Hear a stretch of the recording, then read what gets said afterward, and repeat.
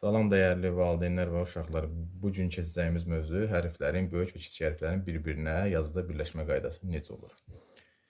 Hansı böyük hərflərin ki, aşağıda sağa doğru çıxıntısı varsa, özündən sonra gələn hərfə mütləq birləşməlidir. Məsələn, A-nın aşağıda sağa doğru çıxıntısı olduğu üçün özündən sonra gələn bu sözdə, alim sözündə A özündən sonra gələn L-yə mütləq birləşdi.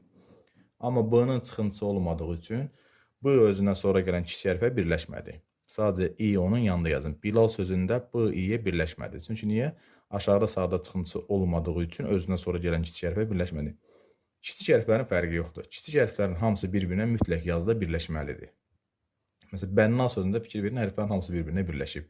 Ayaq sözündə hərflərin hamısı bir-birinə birləşib. Kiçik hərflərin fərqi yoxdur. Kiçik hərflər yenə deyirəm, mütləq bir-birinə birləşməlidir. Amma böyük hərflərin hansının sağa doğru çıxıntısı varsa, o özündən sonra gələn kiçik hərfə mütləq birləşməlidir. Çıxıntısı yoxdursa birləşməli deyil. Yəni yazılış qaydası bu formada olmalıdır. Rasimdə fikir versiniz, Rasim sözündə R, böyük R A-ya birləşib. Çünki R-nın çıxıntısı var. Ozal sözündə O Z-ya birləşmir. Çünki O-nun sağa doğru çıxıntısı olmadığı üçün özündən sonra gələn kiçik hərfə birləşməyib. Belə. Sağ olun, sağlıqla qalın.